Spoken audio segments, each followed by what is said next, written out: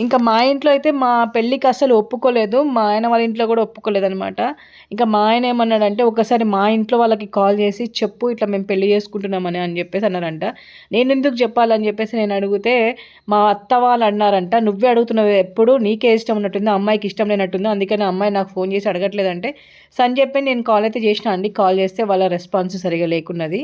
అయితే లాస్ట్‌కయితే చెప్పినామనమాట. "నేను మీ అబ్బాయి అయితే పెళ్లి చేసుకుంటున్నాం ఆంటీ" అని జెప్పేసి చెప్పానండి. చెప్తే వాళ్ళు ఎమ్మటే ఫోన్ అయితే కట్ చేసేసిండ్రు. ఇంకా మా ఇంట్లో కూడా సిట్యుయేషన్ అదే అనమాట. మా ఇంట్లో మా ఆయన ఇంటికొచ్చి మాట్లాడిండు. మా నాన్న ఆఫీస్‌కెళ్ళి కూడా మాట్లాడిండనమాట. రోజు నైట్ మాకు ఏదో ఒక రచ్చ అయితుండే అనమాట. ఇంట్లో గొడవ గొడవ అయితుండే. ఇంక ఇవన్నీ కాదు, ఇంక మనం పెళ్లి చేసుకోవాల్సిందే అని చెప్పి డిసైడ్ అయినామండి. తర్వాత రిజిస్ట్రేషన్ ఆఫీస్‌కెళ్ళి అయితే మేము కన్సల్ట్ అయినాము. అక్కడ పోయి డీటెయిల్స్ మొత్తము ఎలా ఉంటుంది అన్నీ కూడా కనుక్కొని వచ్చేసామనమాట. తర్వాత ఏం జరిగిందనేది నెక్స్ట్ మినీ వ్లాగ్‌లో చెప్తాను. వీడియో నచ్చితే లైక్ చేయండి, షేర్ చేయండి, సబ్స్క్రైబ్ చేసుకోండి. Thank you so much for watching.